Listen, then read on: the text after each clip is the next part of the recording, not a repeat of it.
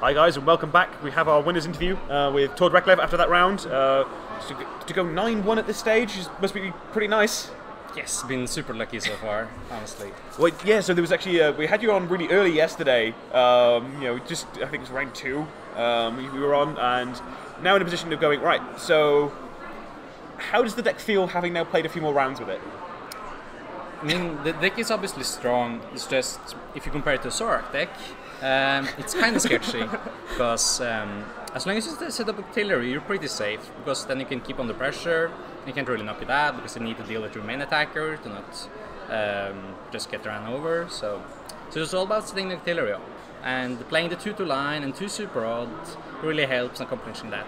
Just look at last games. While I have artillery and he doesn't, you can't really win, yeah, right? Game 1, there was a game 1 where he was just like, okay, well, I have a turn. I'm gonna Lycanroc. I'm gonna Bloodthirsty Arrows out the Remoraid, and we win now. Yes, exactly.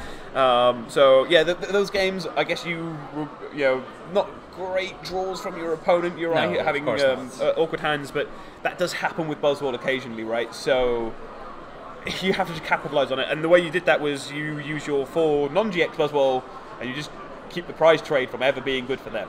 Yeah, that's what I do in every matchup, really. Like, I want my first 3 prizes to be 3 baby Buzzwoles, and don't bench any GXs before that. Like, you can bench a Lycanroc if you're sure you won't knock it out. The way I did it that game, I benched it even though he could knock it out, but he had to go through the non-GX first. For some reason, he just decided to knock it out, even though it wasn't a threat, and put himself down to 4 prizes, which was just, I don't know. I don't think that was a good play. Because then I could just take the wrench knockout and still had my good.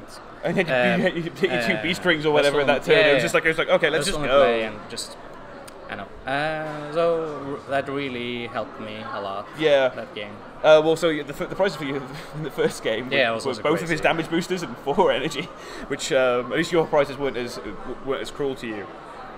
So the other thing we can have a quick chat about is, you're used to kind of making day 2 for an event.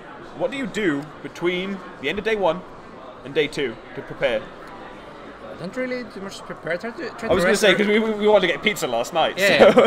I mean, just try to rest up as much as possible because we had a long day, been there for a lot of hours, and the venue is super hot for some reason, not very comfortable. So just try to get some air and sleep as much as possible. That's all you can do, really. Eat up. And, so I think, David, I think we have the chat up on one of the screens, so we could go to a Q&A. Do you want to? Do a little Q&A? Sure.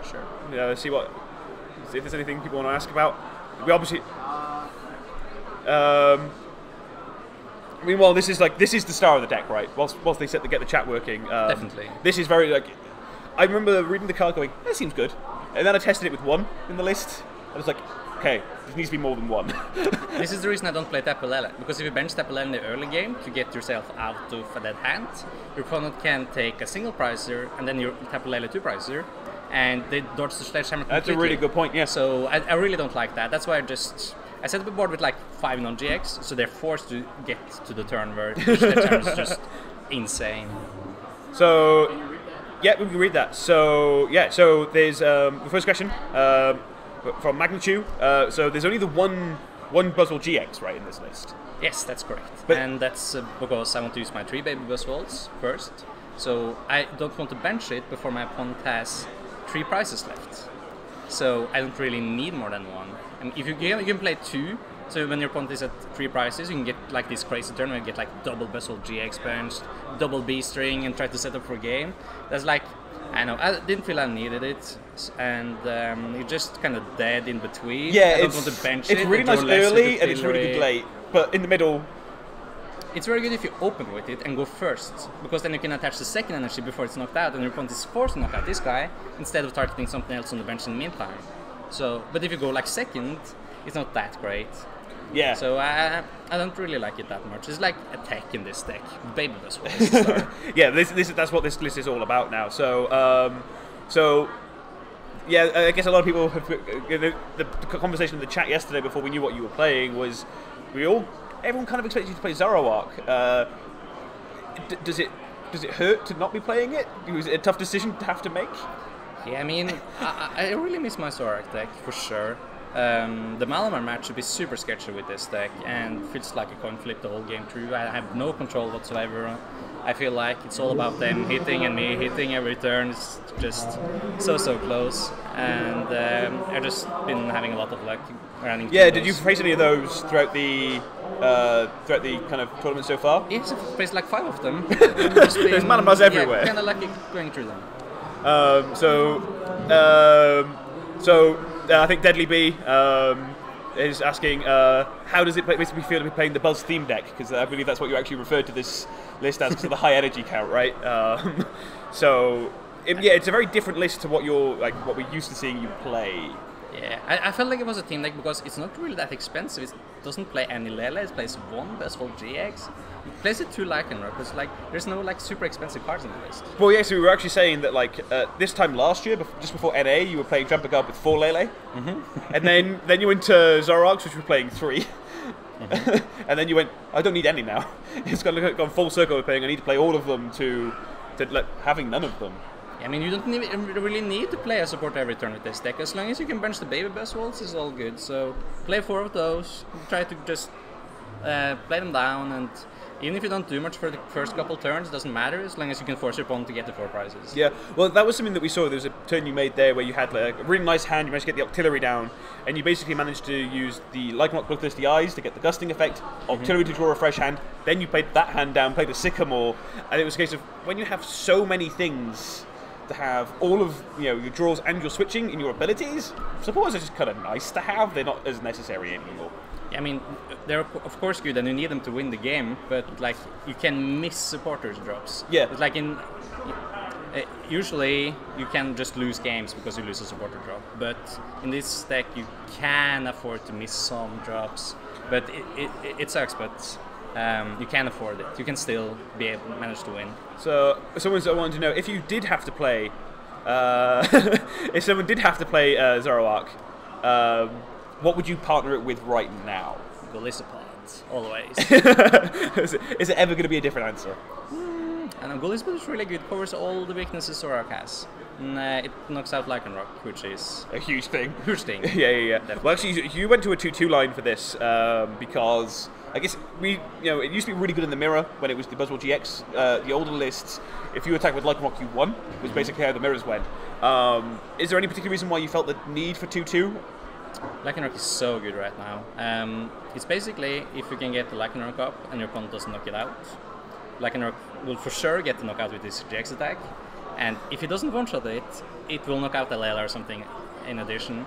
Give you 4 prizes. That's just way too powerful in a deck that takes prizes early and has all these powerful attacks. It's like the perfect way of finish the game out, right? You almost always have a situation where you can go, right, the last 2 prize cards are I play Lycanroc. I mean, I want to use Lycanroc in every matchup at some point.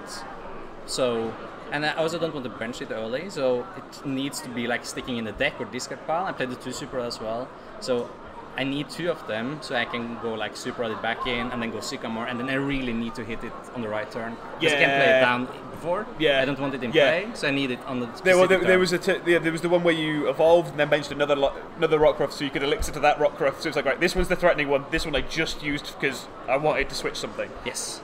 Yeah, it's a really nice thing to be able to do, and that's the other thing with this list. The 2 Super Rod means that you almost always be able to recover things because the deck burns through its resources pretty quickly, right? You Sycamore, you Ultra Ball. Yeah, exactly. And I felt that even the 2-2 lines were pretty thin, so I felt the Super Rod were needed to make them more stable. And I felt the deck had some issues with that. If you price one of the lines here and you either discard one or price one, you don't have it, and that's just crazy. So you need it.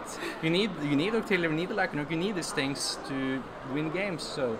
But it also means that you get away with the 8. And it also fixes the energy problem. Yeah. Which is, if you discard a lot of basic energies early, you won't hit your max elixirs, and you don't have energy enough for B-string, so the Supras are super good. Yep.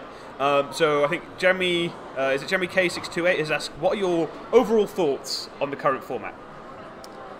It's very, very fast-paced. I wish it was a little slower. I like when things take longer time, and you have more turns, more times to make There's decisions. more decisions, which means that the good play is more valuable because it has more turns for it to pan out to be the kind of the best plays. It's like you do more decisions, so the more good decisions you do, the more likely you are to win the game. So if you do fewer decisions, there are more variants. So.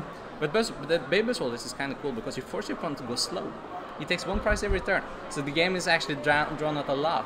The game takes a lot more turns than it actually seems like, even though the game is pretty fast-paced. Yeah. Even though you're throwing energy down and taking big knockouts, it's actually you can still force at least 6 turns out of them. Because I mean, if you have a bad hand, the game is still drawn out because your opponent will use a lot of time to knock you out. Well, so that was actually something that the bad hand, like we talked about the buzz bricks and things, but for Buzzwole to brick, it's actually really difficult. Because all you really need is baby Buzzwole energy. You're probably okay for a turn. I mean, you need supporters if your opponent gets like a strong start and he plays supporters and knocks you out and stuff. But